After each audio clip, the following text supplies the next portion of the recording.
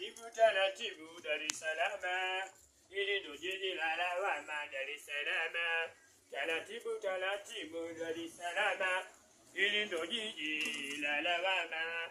Jamani, oya, taratibu taratibu Dar es Salaam, usikimbilie bwana Dar es Salaam.